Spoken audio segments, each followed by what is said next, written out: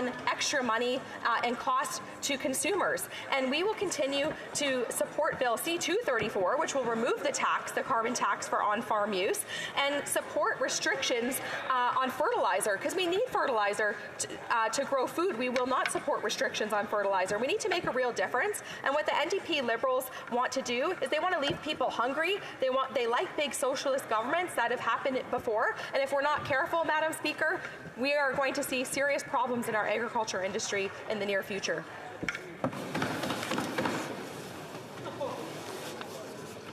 Statements by members. Déclaration de député. The honourable member for Richmond Centre. Madam Speaker, on April 8th, I had the honour of attending Success 50th Golden Anniversary celebration. It was my privilege to celebrate this important milestone with local community supporters, leaders who generously donated over $500,000 during the gala's festivities. Founded in 1973, Success is one of the largest diverse, inclusive, and multi-service nonprofit charitable organizations in Canada.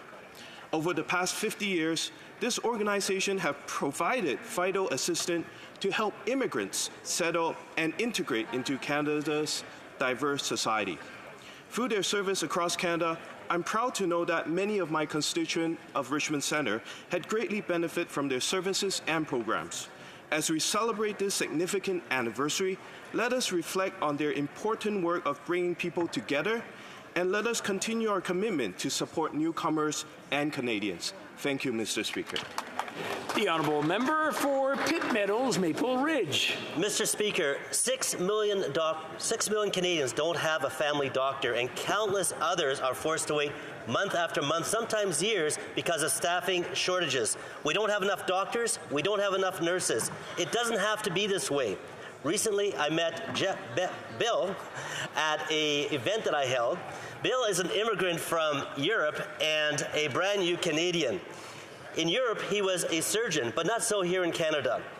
There are 20,000 Canadians that are immigrants, that are doctors, that are not practicing, and 30,000 nurses. Bill couldn't make it through because of the maze of regulations and the gatekeepers. I've met some who are Uber drivers. What a disappointment for them. What a loss for Canada. This has to change. The human anatomy is the same across the world. A Conservative government will deal with the gatekeepers, will make a way for immigrant doctors and nurses to practice. Thank you.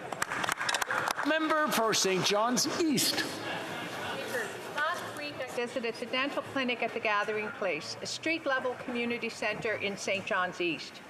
This visit held particular significance as I've spent many years there as a volunteer, as a board member, fundraiser, and as the executive director. I saw firsthand the connection between oral health and mental and physical well-being.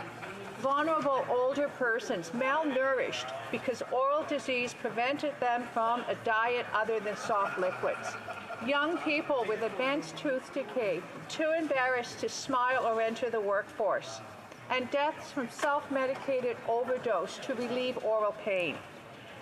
The dental program at the Gathering Place was realized through a team of dedicated dentists and hygienists who donate their time and expertise to ensure the most vulnerable have access to oral health care. And now the dental care plan in Budget 2023 will ensure that all Canadians who need to access dental care can. Honorable député. The honourable member for Rivière-des-Mille-Îles. Mr. Speaker, last week was the 106th anniversary of the Battle of Vimy Ridge, which was fought during the First World War in 1917. 7 distinct regiments from Quebec fought at Vimy in northern France. Among them was the storied, legendary 22nd Battalion, the only French-speaking unit in the entire British Army. Under the leadership of their brave commander, Lieutenant Colonel Thomas Louis Tremblay, the soldiers of the 22nd Battalion had the mission of eliminating pockets of resistance and clearing out enemy trenches after the first assault waves. During this successful operation, the 22nd Battalion captured over 500 prisoners. Vimy was a hard-won victory, Mr. Speaker.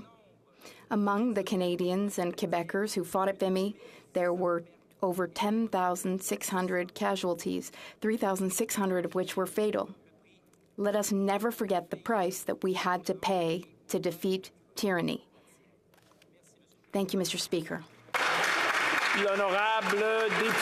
The Honourable Member for Yukon. The year that Canada became a nation, Joe Boyle is Yukon's version of Indiana Jones with a touch of James Bond. Joseph Boyle came north from Ontario in 1897, found gold and struck it rich. A gold rush millionaire, Klondike Joe went on to launch industrial-scale gold mining in the Yukon.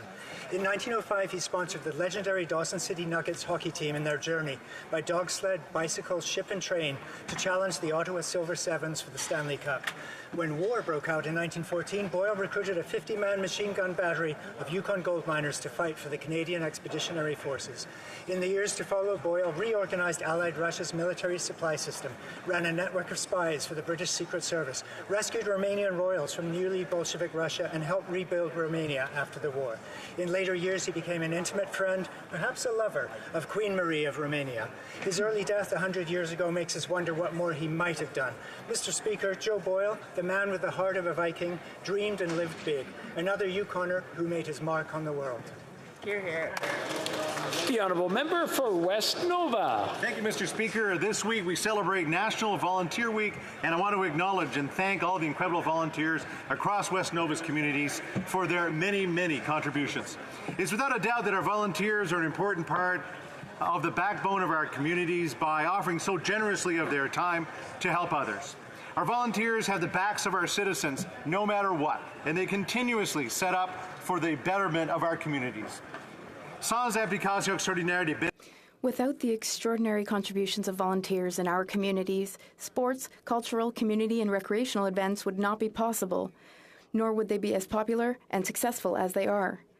Thanks to their dedication, generosity, and capacity to adapt to all kinds of new realities, our volunteers are a source of inspiration for all Canadians, and I am very proud of them. I take this opportunity to thank my volunteers, each and every one of them, for their generosity, their time, and their cheerfulness, which greatly contributes to the well-being of our communities. Our volunteers make our communities and country a better place, and they deserve our utmost gratitude and respect. Happy National Volunteers Week. Bonne Semaine Nationale de l'Action Bénévole. The Honourable Member for Brampton East. This past Friday, the Sikh community celebrated Vaisakhi. Vaisakhi is the holiest day in the Sikh faith and celebrates and marks the birth of the Khalsa. During this time of year, the Sikh community across Canada celebrates at their local gurdwaras, at their local communities. April is also a time for us to celebrate Sikh Heritage Month, when we recognize and celebrate contributions Sikh Canadians have made to Canada. The first Sikhs arrived in Canada in 1897, and since then, the Sikh community in Canada has played a pivotal role in science, in business, in social service, and so much more. In Peel Region, organizations such as the Seva Food Bank, Seva Meals for Humanity, and Social Mental Health contribute to our community by keeping the values of Sikhism at their core: equality, selfless service, and generosity, to name a few.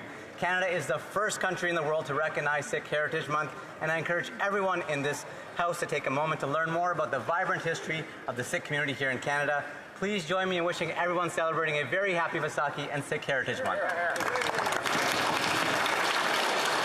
The Honourable Member for Winnipeg North. Mr. Speaker, this budget reflects in a very real way what Canadians expect of their government to do, Mr. Speaker. Right. We can talk about the grocery rebate to support well over 10 million Canadians, or we can talk about the expansion of the dental care program to cover yet more Canadians, Mr. Speaker. I want to highlight the strong support in this year's federal budget for skilled trade workers. We are actually doubling, Mr. Speaker, the tradesperson's tool deduction. That is a significant commitment to people in the trades. Further to that, Mr. Speaker, we have the Prime Minister, who was just last week in the city of Winnipeg as he conducts town halls throughout Canada, in Winnipeg at the Manitoba Building Trades Institute on McPhillips Street, where we had an open town hall to talk about the budget, Mr. Speaker, to ensure that the ongoing future budgets reflect what it is that Canadians expect. Thank you, Mr. Speaker. The honourable member for Edmonton Mill Woods. After 8 years of this government's soft on crime policies, Canadians don't feel safe to walk on the streets or use public transit. An Edmonton police officer wrote to me saying the most startling pattern development I have noticed is an increase in random, unprovoked assaults on innocent citizens. The constant struggle of the catch and release of criminals for my profession cannot be overstated. Mr. Speaker, as reported by the National Post, police officers are being shot and killed on duty at an unprecedented rate, and record number of Canadians are being randomly attacked by people that they have never met. This government is doing nothing to stop it. In fact, they are making things worse by releasing violent criminals back onto the streets, sometimes in the same hour that they were arrested. A Conservative government will bring back mandatory jail time for violent crimes. We will crack down on easy-to-access bail. We will keep violent offenders where they belong, behind bars. Hear, hear. The honourable member for Nepean. Mr. Speaker, April is Sikh Heritage Month, which recognizes the immense contribution that Sikh Canadians have made to Canadian society. We also celebrated Vaisakhi, which marks the creation of the Khalsa and the Sikh Articles of Faith. Vaisakhi, also known as Baisakhi, is an important festival for many Hindus too. This month, I had the honor to host 2 Yugadi events on Parliament. Yugadi, which was on March 22nd, is the new year for the Kannada and Telugu-speaking Hindu communities. On April 14th, Tamil Hindu Canadians celebrated their new year, Puthandu. I wish all these communities a very happy and prosperous new year. It's a privilege to live in this wonderful country where we can celebrate and share our faith and festivals. Thank you, Mr. Speaker. The honourable member for Brantford Brant.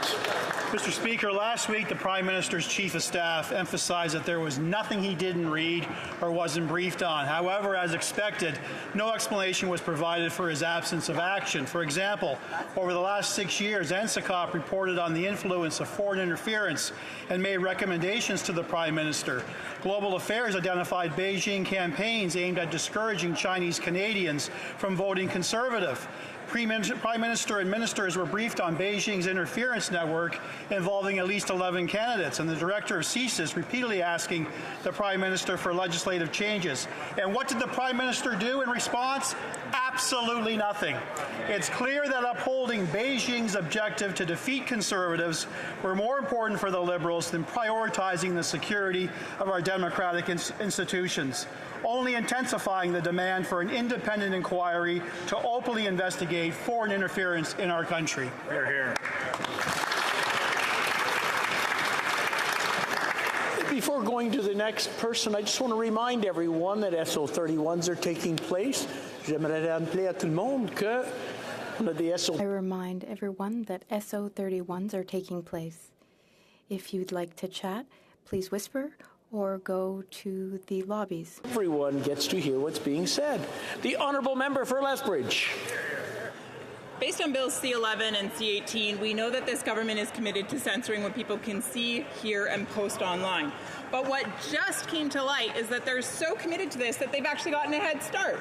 The government has been trying to censor social media platforms for quite some time. Thanks to the member of Niagara West, Glanbrook, and the question that he put forward, we now have documents that have been tabled in the House of Commons that show that this government pressured social media platforms 214 times. 214 times in a 24-month period of time in order to get them to take content down. Sometimes it was valid due to impersonalization or copyright violation, but many times it was simply because this government found the content to be embarrassing. Embarrassing. If adopted, Bill C11 will take this type of pressuring tactic and make it legal, which means that these social media companies won't be able to push back. They'll simply have to comply. Canadians deserve to have their freedom of speech protected. This government needs to back off from censoring speech. We're calling for an emergency debate. The honourable member for Sherbrooke. Thank you, Mr. Speaker. It's playoff time in the Quebec Major Junior Hockey League. After defeating the Blainville Armada, the Sherbrooke Phoenix will now face the Drummondville Voltigeurs. The famous Battle of the 55 is back. Having had a record year and being ranked third last year, it's clear that the Sherbrooke Phoenix will teach the Voltigeurs how to play hockey. It's off to a good start. I am confident that the Phoenix will win.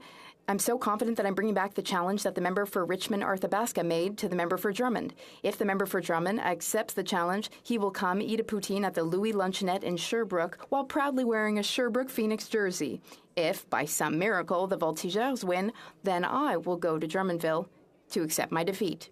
That said, Mr. Speaker, I agree with the member for Richmond, Arthabaska. Poutine comes from Victoriaville. May the best team win. Go Phoenix, go. The honourable member for North Island Powell River. In my riding of North Island Powell River, every community I serve is in desperate need of housing. The top 3 reasons for housing insecurity are lack of affordable rent or mortgages, low wages, and housing in major need of repair with no resources to fix. Indigenous people are 4 times as likely to be unhoused. People with core housing need in my riding are single-income families, those who lived on a fixed income like seniors and persons living with disabilities, lone parent households, and Indigenous households.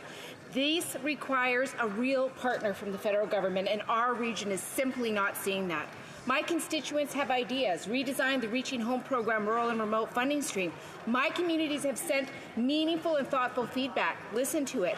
Prioritize rural, remote, and Indigenous communities. Define affordability based on local realities, not on market values. Invest in non-market housing and capital investment to upkeep aging properties to keep people housed. Here, here. Let's get it. L'honorable député. The honourable member for Berthier-Masquinongé.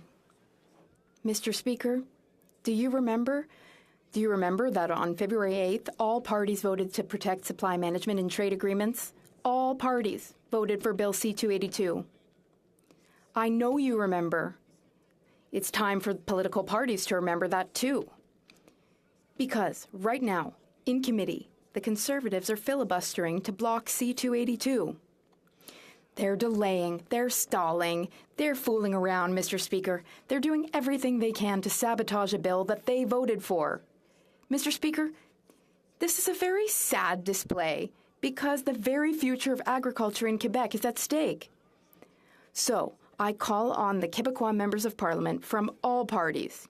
All of the parties promised to protect supply management. All parties voted for this essential bill. My colleagues from Quebec, both Conservative and Liberal, have all given their word to farmers. I guarantee them that our farmers remember that. Now is the time to honor that commitment. Now, today. The honourable member for Regina Capel. Here are some simple facts that should not be controversial. Water is wet, Saskatchewan is cold in the winter, and the CBC is funded by the government. None of that should freak anybody out. But in Liberal Ottawa, pearls are being clutched and outrage manufactured, all because, for greater transparency, Twitter applied the government-funded media tag to the CBC's account. Liberal MPs are calling it nonsense, an unwarranted attack, even a threat to democracy. What don't they understand? The CBC was created by government, it gets over $1 billion a year from government, and the government appoints the board that controls it. But it's no wonder why Liberals are reacting this way. They love the CBC because they get so much benefit from it. The CBC sued the Conservative Party in the middle of an election. Its CEO openly attacked the Conservative leader, and it eagerly carries Liberal messages all the time. Right. But good news for all those who are upset and having fits about Twitter's decision. The government-funded label won't be around for long. After the next election, the Conservative leader will make sure it doesn't get any tax dollars at all. Yeah. The honourable member for York Centre. Tonight, Jewish communities around the world will mark from sunset to sunset Yom HaShoah, Holocaust Memorial Day. On this day, we remember the 6 million members of the Jewish community who remain in our hearts, so that their lives, their stories, and their legacies will not have been lost in vain, and that their murder at the hands of the Nazi regime will not be forgotten with the passing of time. We mark it on this day on the eve of the 80th anniversary of the Warsaw Ghetto Uprising, the largest Jewish revolt against the Nazis during the war. Even in this darkest moment of history, Jews fought to live and fought against the evils of hate and anti-Semitism. Tomorrow, communities will commemorate Yom HaShoah by holding ceremonies that not only remind us of the importance of remembering what happened during the Holocaust, but for us to be their collective voices, to be the eyes and the hearts that bear witness to the profound loss in this moment of evil that overtook humanity. To direct our focus on educating future generations of what it means when we say never again. We stand together here in Canada and with Jewish communities around the world because it is our duty, our obligation to honor the victims of the Holocaust and to learn from this tragic moment in humanity's history as a reminder that we can never be complacent in the face of evil, and we must be tireless of our commitment to fight back against the darkness of hate in all of its forms. Thank you, Mr. Speaker.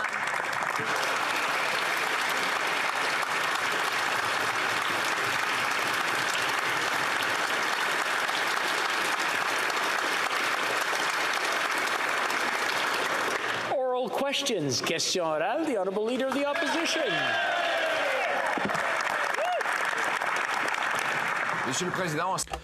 Mr. Speaker, we already knew that intelligence services have stated that the Beijing communist regime disbursed $114,000 to the Trudeau Foundation in order to influence the Liberal leader, who's now the Prime Minister of Canada. We've now learnt that it was his brother who signed the agreement to receive this money. Does the Prime Minister agree to invite his brother to bear witness before a parliamentary committee in order to answer to questions? The Honourable Leader of the Government in the House. Mr. Speaker, like the Prime Minister has already confirmed a number of times, he has no relation with this non-partisan organisation. He hasn't had any relations for 10 years. L'opposition. Well, it's definitely a family business for this Prime Minister, whether it was the We Charity paying his brother and mother money, the Prime Minister claiming to know nothing about it as he handed $500 million over to that organization, or the Trudeau Foundation, which got $140,000 from the dictatorship in Beijing for the specific purpose of influencing his decisions in politics. But now we know that his brother, his own brother, was the one that negotiated and signed the deal to receive the money. Will the Prime Minister accept to call his brother to a parliamentary committee to answer questions about this? The Honourable Government House Leader. The Leader of the Opposition knows well that the Prime Minister has not been involved with that foundation for approximately a decade, that his fixation with the Prime Minister's family is well known for its partisan interests, and that he wishes to pursue those partisan interests, Mr. Speaker. But the Prime Minister and the government is not engaged with that foundation. Leader of the Opposition. Well, if the Prime Minister has nothing to hide and no relationships whatsoever with the foundation, he'll have no problem inviting his brother to testify before a parliamentary committee under oath about the money that the foundation received for the specific purpose of influencing the Prime Minister. Now, on to another Liberal falsehood. They told us that the carbon tax would make emissions go down. Well, the new report out shows that for the most recent years, emissions went up. Wow. The tax goes up, the emissions goes up, and now Canadians are expected to pay a net $1,500. Given that everything they've said about this tax is false, will they axe the tax? The Honourable Parliamentary Secretary to the Minister of the Environment. Well, thank you, Mr. Speaker, and the Conservatives just don't seem to do it. Mr. Speaker, the climate rebate puts more money in people's pockets. 8 out of 10 families will be better off. Look at page 5 of the original PBO report, Mr. Speaker. What won't leave families better off is investing in cryptocurrency, Mr. Speaker. That was reckless advice by the Leader of the Opposition. I've invited him to stand in this House and apologize now for the 4th time. Will he stand up now and apologize to Canadians? Honourable Leader of the Opposition. Another falsehood. I'll read directly from the report written by the Parliamentary Budget Officer who was appointed by this Prime Minister. On page 3, he says that, for example, an Ontario family will pay on average $1,820 more in carbon tax costs than they get back in these phony rebate checks. Prince Edward Island, $1,500. Newfoundland and Labrador, $1,300. I could go on. In every single province, the majority of people pay far more in taxes than they get back in benefits from this scam, Mr. Speaker. Given that it's been false, won't they axe the tax? The Honourable Parliamentary Secretary. Thank you, Mr. Speaker. And good news, Mr. Speaker. On April 14th, climate rebate checks started to arrive in people's mailboxes. A family of 4 in my home province of Manitoba will receive $1,000. That's $250 quarterly, Mr. Speaker. That's going to help with cash flow. That's going to help with affordability. The Conservatives don't seem to be interested in either, Mr. Speaker. Thank you. Honourable Leader of the Opposition. According to a poll in Quebec, we've heard that now 74% of Quebecers say that they are finding it difficult to purchase gas and other basic goods such as groceries because of inflationist taxes and deficits that are increasing the cost of life for all Quebecers. This government has decided to add $60 million of extra oil on the inflationary fire. Will the government finally cancel these taxes and inflationist deficits? The Honourable Minister for Innovation. Mr. Speaker, I think the Leader of the Opposition should better listen. Canadians in the last budget, there are 3 clear measures that affect in a positive way Quebecers and Canadians. First of all, our government has proposed a grocery break to help those in need. Canadians have told us work on healthcare. It's a priority. So we're working on it. Third of all, Canadians said build the economy for the future, and that is what we are doing to help Canadians. And I think that perhaps the Honourable Member should listen to Canadians. The Honourable Member for La Prairie. Mr. Speaker, the House has voted in favour of a public and independent commission of inquiry into Chinese interference. The public also supports it. But instead of listening to this consensus, the Prime Minister is hiding behind his special rapporteur, his good friend David Johnston. Mr. Johnston is an ex-Trudeau Foundation official who was itself hit by a Chinese interference scandal. It is therefore an ex-Trudeau Foundation member who received money from China who is going to tell the government how to avoid China's influence. You can't make this kind of thing up. Does the Prime Minister realise that the credibility of this approach is zero? The Honourable Minister for Interparliamentary Affairs. Mr. Speaker, we always like the plays on words from our honourable colleague. What we don't like, however, is that when claims are made that the government has not acted from the get-go in order to counter potential foreign interference. As we have always said, we've implemented a series of measures. They have evolved based on evolving threats. The Right Honourable David Johnston's work is part of this exercise, and we are looking forward to implementing his recommendations. The Honourable Member for La Prairie.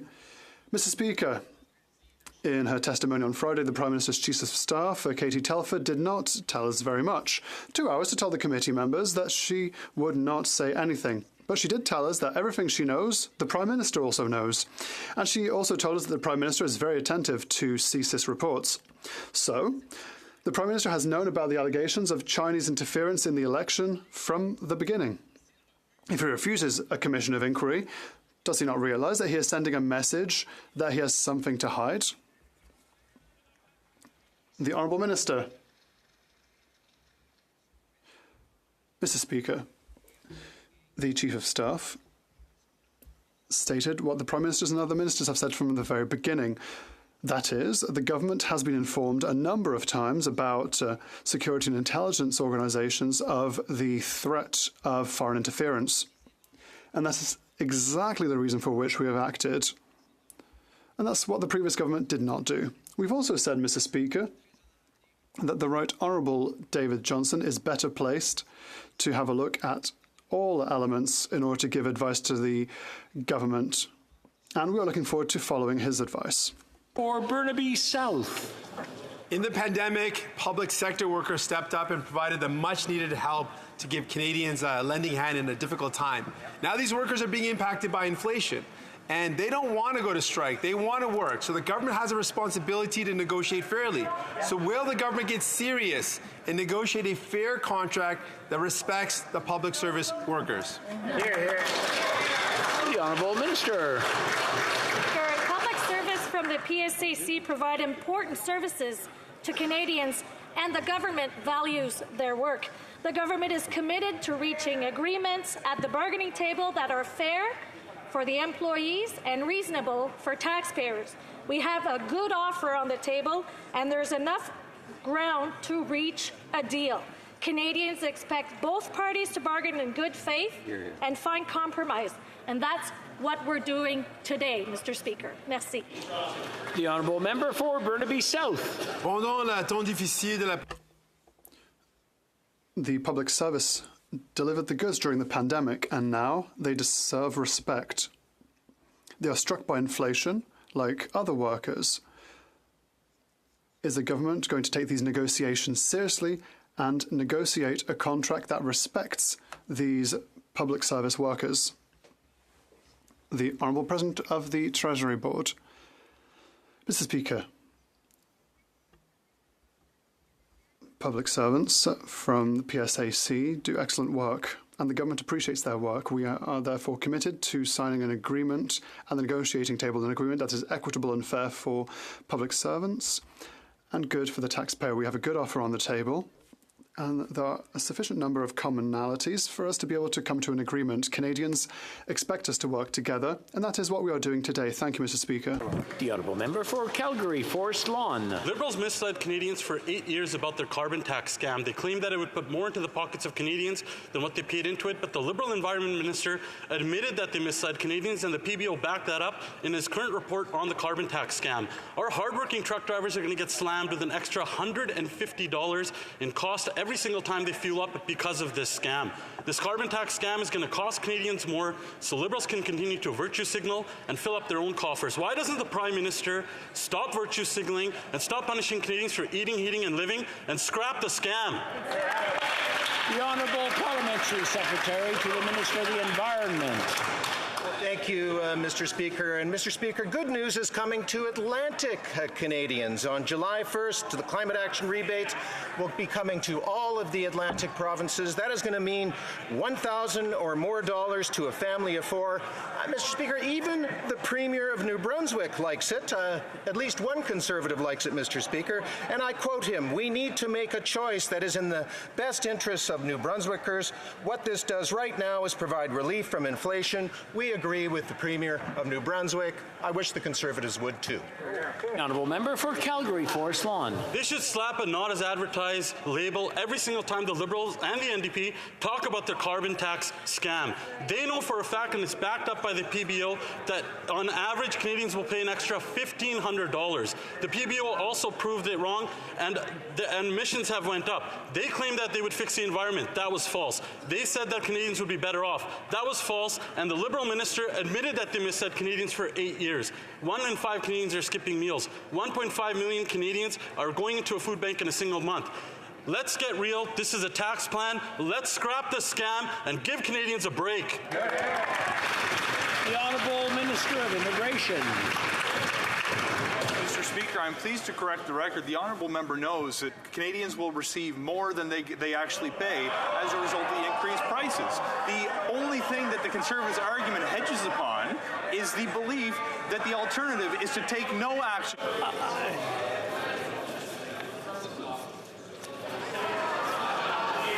I'm having a hard time hearing the Honourable Minister. I'm sure everyone wants to hear the answer. The Honourable Minister of Immigration, please continue.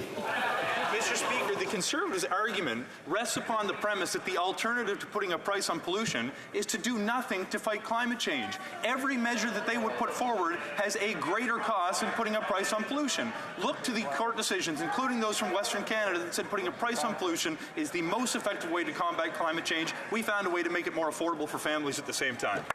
Honourable member for Thornhill. They still claim that families would get more back than they paid in the carbon tax. We know that's not true. The Minister of Environment finally admitted the truth. It turns out that they don't get more. They also claim that the carbon tax works, but we know otherwise. New data says emissions have increased 12 million tons in the last reporting year, and still they plan to triple the tax. How many more increases is it going to take before they realize that the carbon tax doesn't doesn't work, it doesn't reduce emissions, it lowers our economic output, and it hurts hardworking Canadians who can't pay their bills. The Honourable Minister for Families. It's hard to hear the Conservatives talk about families because at every opportunity they have voted against hardworking Canadian families in this House, whether it was regards to the Canada Child Benefit, whether it was in regards to the Canada Workers Benefit, whether it was in regards to the Canada Housing Benefit. Dental, Mr. Speaker, that has helped over 250,000 children go to the dentist already. Or, Mr. Speaker, how about the Canada Child Care agreements that have lowered fees by 50% right across the country? Mr. Speaker, if the Conservatives cared about Canadian families, they would do more to support them. Thank you, Mr. Speaker. Honourable Member for Thornhill. I understand why the member opposite doesn't want to talk about the carbon tax. The proof is in the numbers. The carbon tax doesn't work. It doesn't leave Canadian families better off. The average family will pay $710 this year thanks to their new increases. Emissions went up and economic output is down because of it. At a time where every Canadian could use a break, the only ones better off are these Liberals who get more Canadian tax dollars with no actual results. This isn't an environmental plan. When will the minister admit to this House what he already told Canadians on TV? The Honourable Minister of Tourism. Conservatives are so focused on a price on pollution, despite the fact that it's the best market mechanism we have to get to a net zero economy, Mr. Speaker, is the fact that every time we've come to this House to reduce taxes on Canadians, how did the Conservatives vote? Against. When it came to lowering taxes on the middle class 3 times, how did they vote? Against. When it came to lowering taxes on working Canadians, how did they vote, Mr. Speaker? Against. When it came to lowering taxes on seniors and dental benefits, how are they going to vote? We know the answer. Against. The Honourable Member for Charles-Saint-Charles. Mr. Speaker, this morning we've learned in a poll that 74% of Quebecers find it hard to buy basic products. 45% of Quebecers state that they are $200 or less from not being able to pay their financial obligations. What is the Prime Minister's solution? This is what he said recently in a public meeting. If you use your credit card to go back to school, or if you accrue debt to build an extension to your house, you could sell your house for more. Now, a question for the Liberal caucus members. Isn't that a bit awkward? The Honourable Minister for Innovation. I'd like to thank my colleague for his question. It seems that the colleagues from across the way haven't read the latest budget we presented. What we have done, and if they would like to be on this side of the House one day, I would suggest that they listen to Canadians. That's what we did. Canadians have clearly told us, help us with the cost of living. It's the first measure found in the budget, the grocery rebate. The second measure was for healthcare. Canadians want to have family physicians. Then it's work on the economy. We announced 460, the Honourable Member for Charlebourg-Haute-Saint-Charles. I don't know if the Minister understood my question very well. This morning, we learned that 74% of Quebecers are saying they find it hard to make ends meet. They are within $200 of not being able to pay their financial obligations. But the Prime Minister, during the same meeting that I mentioned, said that if you make investments that will have a good ROI, then you'll have more money. Well, I don't really understand what he's trying to get at. He's telling people, spend money with your credit card. But does the Prime Minister not understand that he has indebted the country? And that's what he's proposing to the country, to Canadians. Does the Minister agree with this point of view and this way forward? The Honourable Minister for Sports. Mr. Speaker, I would like to reiterate what my excellent colleague mentioned earlier.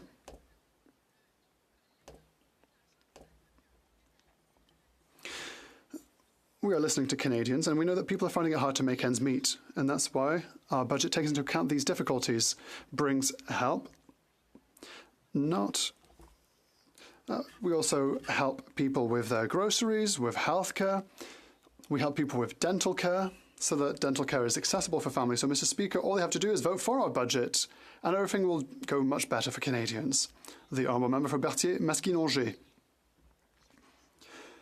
Mr. Speaker, the Union des producteurs agricoles is sounding the alarm. Rising costs are putting the next generation of farmers at risk. If the government does not act, 1 in 10 businesses will close within 12 months. 1 in 10 farms lost within 12 months. Mr. Speaker, the federal government can create an agriculture emergency account similar to that implemented during COVID. It can also extend the repayment period of the existing program. It can postpone the repayment schedule for 2023 by 2 years. What is the federal government going to do today to prevent 1 in 10 farms from dying off before our very eyes within a year? The Honourable Minister for Agriculture. Thank you, Mr. Speaker. I have seen the results of this poll and different studies, and this is very concerning. It is very concerning to see that we may lose a number of farmers and producers, and that's where we're working in collaboration with the government of Quebec on a number of options. We've just signed a Canadian partnership to the tune of $3.5 billion, $500 million more than before. When the Prime Minister met members of the UPA, he said that we would have targeted measures for those who find it hard to survive this year. The Honourable Member for Berthier-Masquinongé. We have to act rapidly, Mr. Speaker.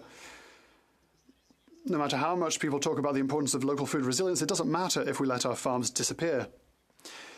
People talk every day about inflation and interest rates, but never about the farmers who are suffering from them. According to UPA figures, 50% of farm businesses expect their economic situation to deteriorate further this year. Is it normal, according to the federal government, for our farmers to go into debt to feed our world? Is this how we are going to convince our young people to take over our farms, Mr. Speaker? The Honourable Minister. Mr. Speaker, yes, we have to recognise the excellent work done by farmers and producers. They work very hard, and they know that they need. They feed us even through these difficult times. So we want to help them in a number of times in the last budget. You saw, Mr. Speaker, that we have increased the interest-free anticipated payment period amount, $350,000 without interest. Now we have also clarified the elements with regards to intergenerational transfers. The Honourable Member for Salaberry-sur-Roi. Mr. Speaker, I appeal to the very humanity and compassion of the members of this government. I'm asking them to set aside all partisanship and give royal recommendation to Bill C-215 on employment insurance sickness benefits. As we speak, there are women and men who are struggling with illness and who need these extended benefits. The House voted unanimously to extend benefits. The majority of elected representatives voted in favour of this bill. The only thing missing is a royal recommendation and royal assent. Will the government members give it? The Honourable Minister for Families. Speaker, we understand that EI benefits need to be fairer, more responsive, and more adaptable to the needs of Canada's evolving workforce. And that's why we continue to be committed to comprehensively modernizing the system. We have already extended EI sickness benefits from 15 to 26 weeks. And with Budget 2023, we propose extending support for seasonal workers until October 2024. Mr. Speaker, we have always said we need to get EI reform right. It is a priority, and we are on it. Thank you, Mr. Speaker. Member for Kildonan St. Paul. Mr. Speaker, last week a 17-year-old boy was stabbed to death on a bus in Surrey, British Columbia, this being the third stabbing on public transit in BC over the last month, and only 2 weeks after a 16-year-old boy was stabbed to death at a Toronto subway station.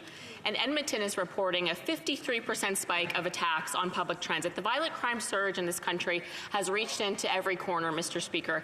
When will the Liberal NDP coalition finally wake up and end their dangerous catch-and-release policies that are making our streets so unsafe?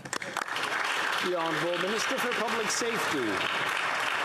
Well, first, Mr. Speaker, I want to remind my colleague that the Minister of Justice and myself met with our provincial and territorial counterparts and will be moving expeditiously to revisit our bail system. But more than that, Mr. Speaker, our government has invested close to $1 billion to support law enforcement. What did the Conservatives do on each of those occasions? They voted against, Mr. Speaker. We put $450 million to stop the illegal flow of guns into this country by reinforcing the CBSA. What did the Conservatives do, Mr. Speaker? Nothing. They voted against. If they want to take crime seriously, they should support the policies and the investments of this government. Thank you. The Honourable Member for Kamloops, Thompson Caribou. I highlight two recent times that catch and release has failed victims of intimate partner violence. In one instance, an alleged abuser allegedly beat and repeatedly breached restraining orders against a partner. The result, multiple bail hearings and a likely terrified partner. In another case, a woman who was threatened, firearms were involved. The result, a bail hearing and a terrified partner. When will this Liberal government end catch and release so that vulnerable women will no longer become terrified partners? The Honourable Minister of Justice. Mr. Speaker, Canadians deserve to feel safe, and we as a government are taking action that they will. Mr. Speaker, Bill C-75 already reduced the burden of proof in intimate partner violence cases when it came to bail. Mr. Speaker, we're going beyond that. We have met with our provincial and territorial counterparts to bring reform to the bail system, but we recognize that this is something that we have to work on with the provinces. Obviously, we will take action in areas of our jurisdiction, but we will move, Mr. Speaker, and we will find a solution together. L'honorable député de Bellechasse. The Honourable Member for Bellechasse, Lévis, Mr. Speaker. In the 8 years since the Prime Minister took office, our streets have become less safe. Under the Liberals, violent crime increased by 32%. By comparison, when the Conservatives were in power, violent crime was down by 23%. Mr. Speaker, because of this Prime Minister's lax policies, criminals are on the streets instead of in jail. Will this Prime Minister finally take the problem seriously and protect citizens instead of criminals? The Honourable Minister for Justice. Mr. Speaker, Canadians deserve to feel safe and to be safe, and that is exactly what we are doing by working with provinces and territories, Mr. Speaker, bringing amendments to the conditional release service. And we will invest in the system to combat violent crime in society, Mr. Speaker.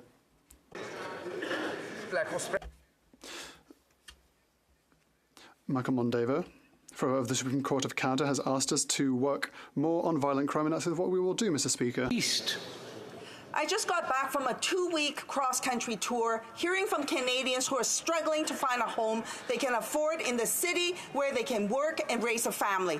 From Victoria to Toronto to Hamilton to Halifax, renters and people who want to own their own home are having to compete with corporate landlords who buy up affordable housing stock and drive up the cost of housing. Successive Liberals and Conservatives have failed to crack down on these corporate landlords who are fueling the housing crisis, and families are paying the price.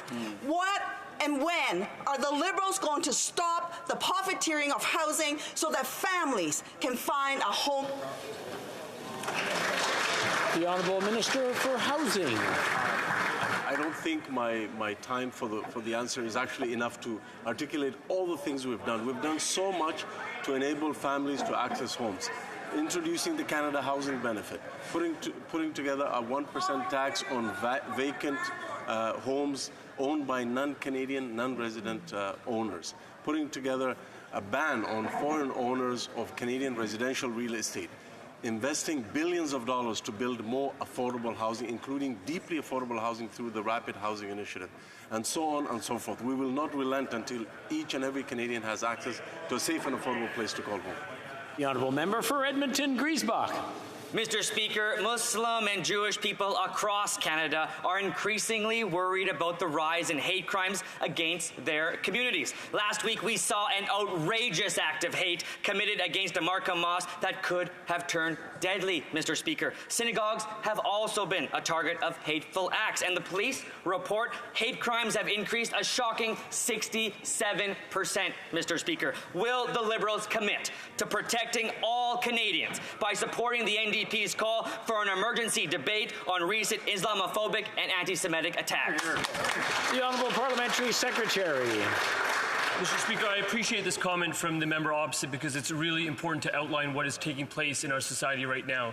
Notwithstanding that this is the holy month of Ramadan, notwithstanding that people are thinking about inclusiveness and diversity in our society, we remain seeing grotesque acts of violence and hatred directed towards Muslims in this country.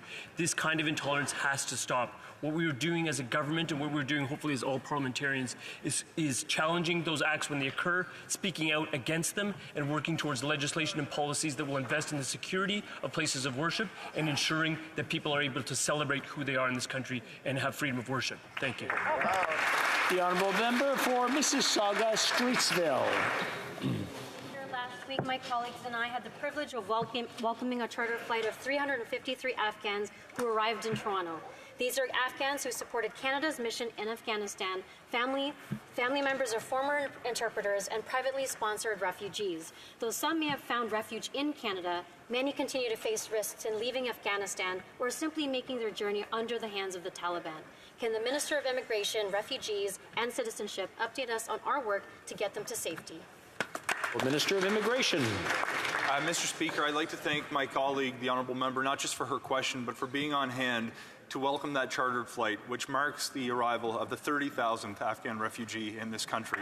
Mr. Speaker, to put this into perspective, I live in a town with less than 10,000 people, repeated 3 times over. That many people have been given a new lease on life, but we know that there are thousands of people who remain trapped in Afghanistan who are being persecuted today at the hands of the Taliban. We're going to continue to do everything we can to get them to safety, and we will not waver until we successfully meet our goal of resettling at least 40,000 Afghan refugees by the end of this year. The honourable member for St. Albert, Edmonton. Mr. Speaker, the Prime Minister's Chief of Staff told committee that the Prime Minister reads everything. We know that the Prime Minister received a February 2020 memo that, according to Global News, alerted him of an election interference network by Beijing involving at least 11 candidates and the clandestine transfer of funds. The Prime Minister has repeatedly claimed he knows nothing about this. However, given that he reads everything, we now know that that isn't true. Why is the Prime Minister misleading Canadians? What does he have to hide? The Honourable Minister for Public Safety. With great regret, I'm afraid it's my colleague who's misleading this chamber and Canadians. It's the Prime Minister and this government who has continually said that we take foreign interference seriously, which is why we have put in place the people, the resources, the authorities, and in addition to that, the transparency to shine a light in the way in which we're protecting our institutions, our economies, and Canadians most importantly, Mr. Speaker. And I encourage my colleague to support the budget, which also will include more resources for the RCMP and other law enforcement agencies to protect Canadians from foreign interference. I look forward to that day when he supports a budget on this side of the House. The honourable member for Leeds, Grenville, Thousand Islands, and Rideau Lakes. The Trudeau Foundation accepted a gift of $200,000 from an agent for Beijing's dictatorship, and senior PMO officials were made aware of the gift and where it came from. The Prime Minister's Chief of Staff told committee that the Prime Minister is briefed on everything and nothing is withheld from him. On what date did the Prime Minister become aware that the Trudeau Foundation accepted a $200,000 gift from the communist dictatorship in Beijing? The Honourable Government House Leader. Mr. Speaker, I've already made it clear in this House that the Prime Minister over the last 10 years has not had any involvement with that foundation. And the member opposite is asserting, and let's go with the heart of what he's asserting. He's asserting that this government would welcome the interference of a foreign country. That is absolutely absurd. The fact that it would be clapped for is disgusting. There is every single member of this House dedicated to ensuring Canadian democracy. The member opposite, myself, and every member has firmed themselves to protect and defend Canadian democracy, and every member of this House will continue to do so. The honourable member for Leeds, Grenville, Thousand Islands, and Rideau Lakes. Let's be clear. The Trudeau Foundation is government funded, and Liberal governments have in the past, and the Liberal government still has the ability to appoint members to the foundation. So it must be a coincidence that after Beijing's gift to the Trudeau Foundation, that the Prime Minister met with the front men who signed the check on behalf of the communist dictatorship and gave them a meeting where they had direct access to influence the Prime Minister. This Prime Minister. So why are shady deals and influence opportunities for dictators the priority for this Liberal Prime Minister? The Honourable Government House Leader. What is clear, Mr. Speaker, is the priority of the party opposite is to attack not-for-profits, independent organizations, the CBC, the media.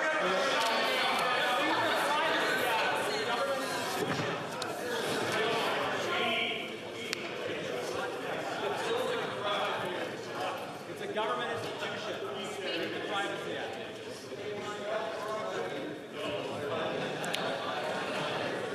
I'm just waiting for everyone to calm down. Order.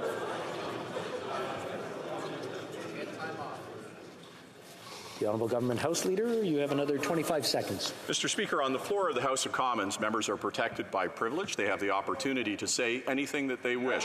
But when they are swinging their bats aimlessly in partisan advantage, they are attacking not-for-profit or nonpartisan foundations. They are attacking organizations like the CBC. They're attacking free and independent media. They seem to have no care whatsoever what or who they attack for their partisan ends. Mr. Speaker, it is not becoming of this place. L'honorable député de Mégantic. The honourable member for Mégantic-l'Érable.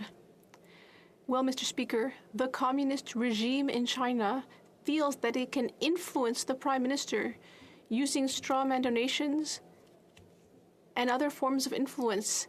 And we saw that 2 people on the board of the Pierre Elliott Trudeau Foundation were appointed by people associated with this government. And according to the last annual report, the Prime Minister is still associated with the foundation. And in fact, accepting that donation directly violated the Income Tax Act. And so, will we hear more about the use of straw men for these donations? The Honourable Minister.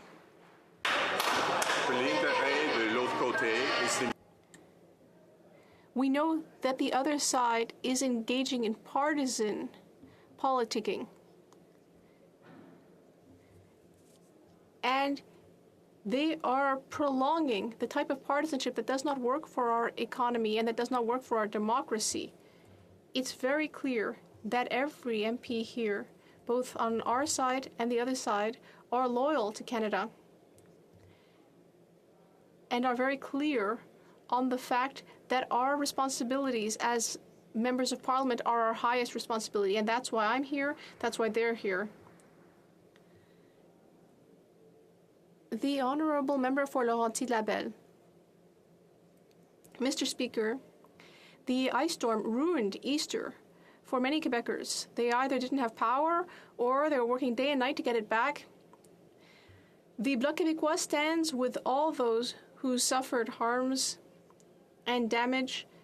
And Mr. Speaker, the Prime Minister offered federal assistance, and we appreciate that. But we should remember that Ottawa made the same commitment during the ice storm 25 years ago, but never forked out the money. Ottawa still owes us $484 million. Will the Prime Minister start by settling that debt? Thank you very much, Mr. Speaker. And the disaster financial assistance arrangement, which is organized and managed by the federal government, works very closely with all of the provinces. We work with the province of Quebec in particular on a number of the disasters that have impacted on that community. Mr. Speaker, we have always been there for them, and when those receipts are submitted to the government for reimbursement, we've been able to act expeditiously in every case. The Honourable Member. Mr. Speaker, Quebec and municipalities are still drawing up lists of the damage they suffered from the ice storm. But no need to wait. Ottawa already owes Quebec $484 million from the last storm. At that time, Ottawa stated that it couldn't compensate Hydro-Quebec because it said that Crown corporations are not eligible for disaster assistance. That's become an embarrassing excuse now that we've seen the federal government investing billions of dollars in Muskrat Falls in Newfoundland. Quebec is just asking for its fair share in order to repair the damage from the ice storm. When will the federal government give us the $484 million that we are owed? The Honourable Minister of Interparliamentary Affairs. Mr. Speaker, we share our colleagues' words about our appreciation for the men and women who worked so hard in Quebec and elsewhere to restore electricity after the ice storm. We are concerned about the losses suffered, and there's an agreement between the federal government and the provinces in order to reimburse eligible costs. These are agreements that have existed for decades. We are working well with the government of Quebec. We understand the urgency of the situation, and we will take action in partnership with the government of Quebec. Member for Lethbridge. Based on Bill C-11 and C-18, we know that this government is abundantly committed to censoring what people can see, post, or hear online. But what we just learned is that the Prime Minister actually got a head start. You see, according to government documents that were put in place here, tabled in the House of Commons, the Liberals actually pressured social media companies a total of 214 times. 214 times over the period of 24 months. Talk about heavy-handed. Why is this government so committed to censoring speech? The Honourable Parliamentary Secretary. Mr. Speaker, you can't spell conspiracy without CPC. Another day, another conspiracy theory. Once again, Conservatives choose to abandon our creators. They stand up for big tech companies and they turn their backs on our culture. But we choose to stand up for it. We believe foreign tech giants should do more for our creators. Canadians have the best stories to tell, and it's supporting hundreds of thousands of good-paying jobs. We'll always stand up for creators and artists on this side of the House, Mr. Speaker. Lethbridge. Certain is that this government will do all that it can to dodge or deflect questions that it doesn't want to answer. There's nothing conspiratorial about a document that was tabled right here in the House of Commons that shows that this government pressured social media platforms 214 times within 24 months to remove content that it simply found embarrassing or didn't want the public to be aware of. So I'll ask again, why is this government so hell-bent on censoring freedom of speech in the country of Canada? The Honourable Parliamentary Secretary. Mr. Speaker, it's absolutely preposterous, the suggestion that the Honourable Member is making. Conservatives want to protect the status quo. They don't think that foreign tech giants should stand up for our culture and pay into Canadian culture, but we disagree. We believe tech giants should do more for artists, should do more for creators, more for our local media, and more to protect our children online. We're open to criticism, we're open for changes, but we're not open to doing nothing, which is what the Conservative Party of Canada suggests. The Honourable Member for Louis Saint Laurent. Mr. Speaker, a written question was tabled by the member for Niagara West Glanbrook, and we learned that this Liberal government, over 2 years, on 214 occasions, asked the web giants to withdraw information posted by Canadians. That's this government's direct choice to censor Canadians. So a simple question. Why is this government once again censoring Canadians 214 times online? The Honourable Minister of Tourism. Mr. Speaker, it is irresponsible to suggest that this government is in the business of censoring Canadian speech. We are here to defend families, protect children online, make sure that web giants are paying into the Canadian Media Fund. We are here for creators, for Canadians, and not in order to support this unacceptable conservative tagline, which they say is free speech. The Honourable Member for Halifax West. Mr. Speaker, Canadians, like everyone around the world, are feeling the effects of global inflation. Canada's inflation rate has continued to diminish over the last 8 months. But the rate is still too high. Can the Minister of Tourism tell this House how Budget 2023 will help Canadian families to make ends meet?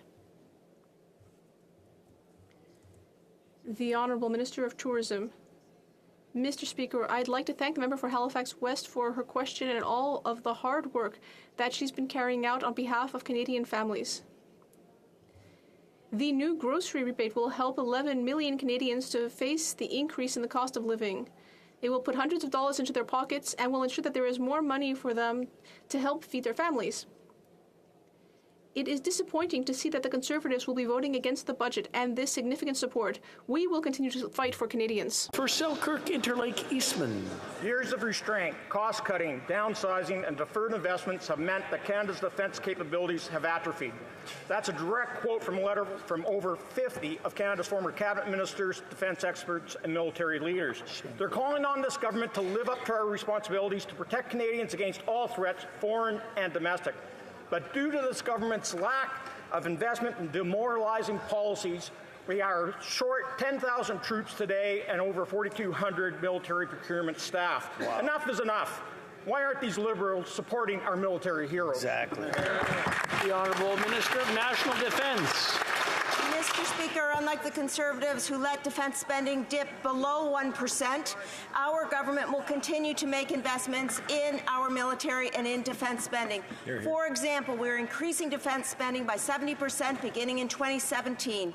We invested over $8 billion in defence spending in budget 2022 and almost $40 billion, Mr. Speaker, in continental defence and NORAD modernization. We will always be there for the Canadian Armed Forces and the security of Canada. The Honourable Member for Selkirk Interlake Eastman. Dodge, dither, and delay. That's the Liberal way.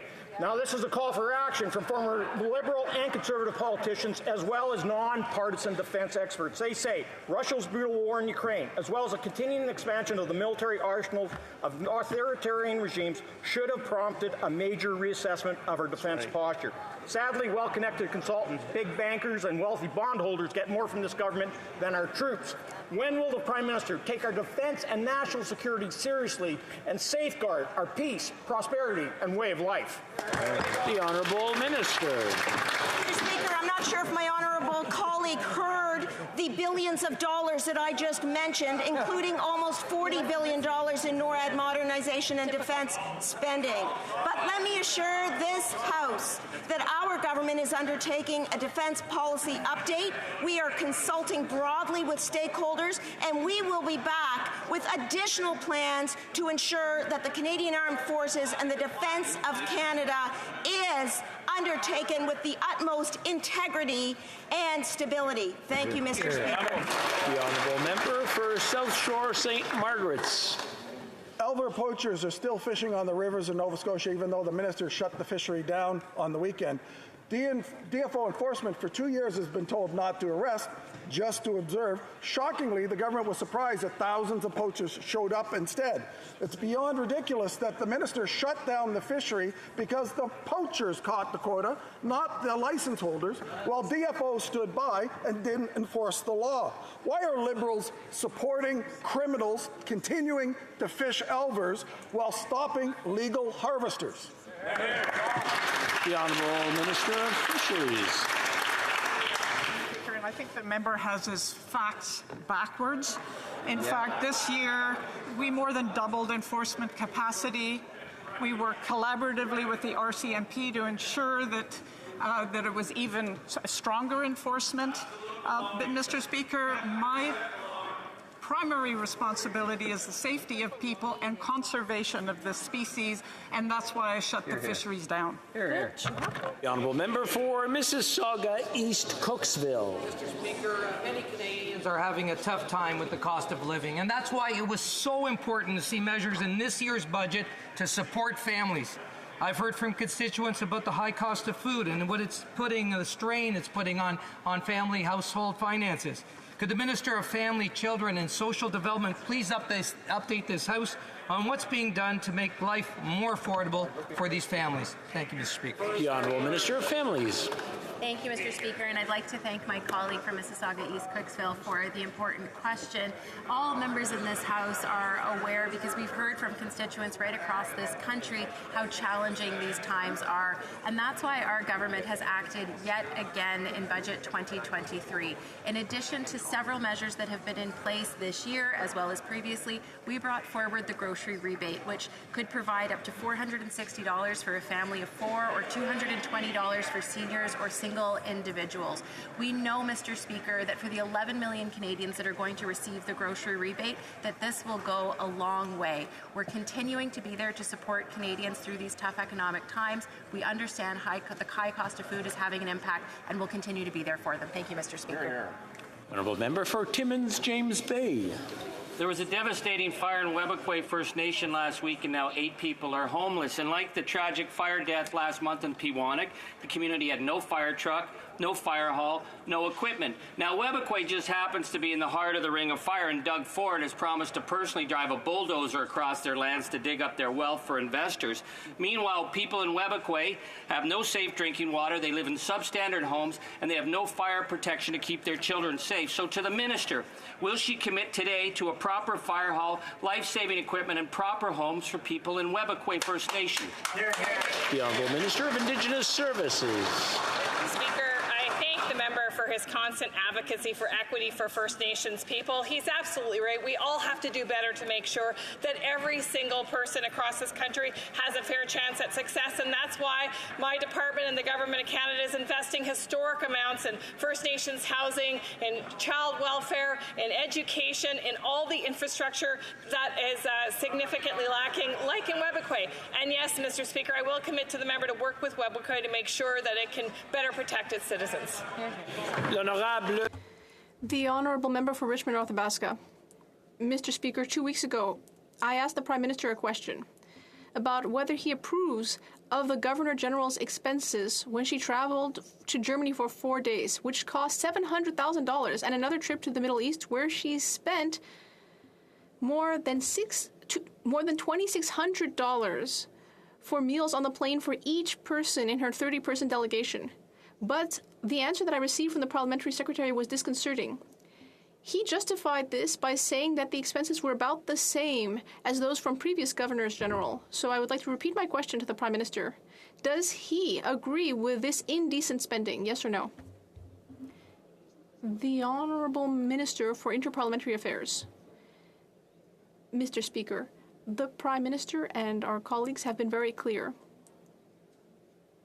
We think that Rideau Hall, like all federal government institutions, should properly manage taxpayer money.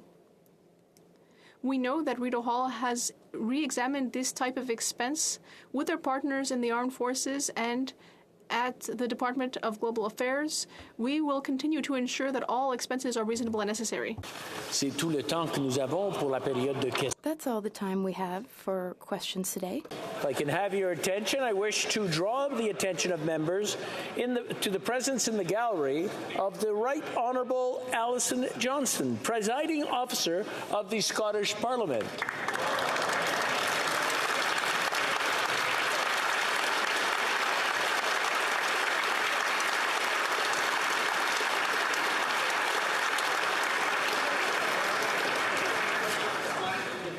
It being 3:10 or 3:11, pursuant to order made on Thursday, June 23rd, 2022, the House will now proceed to the taking of the deferred recorded division on the motion at the second reading stage of Bill C-34.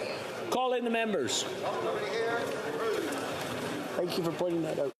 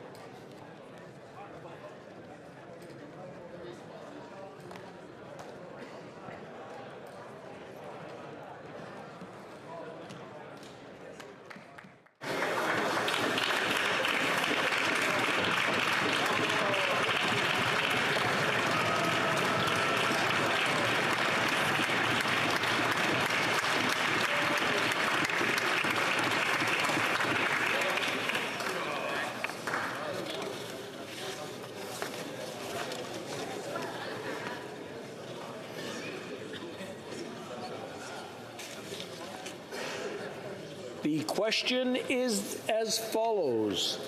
Monsieur Champagne, appuyé. Mr. Champagne, seconded by Mr. Fraser, moved that Bill C-34, an act to amend the Investment Canada Act, be now read a second time and referred to the Standing Committee on Industry and Technology. Technology. The 10-minute period for members voting electronically has started, and the House will now proceed with the vote for members participating in person.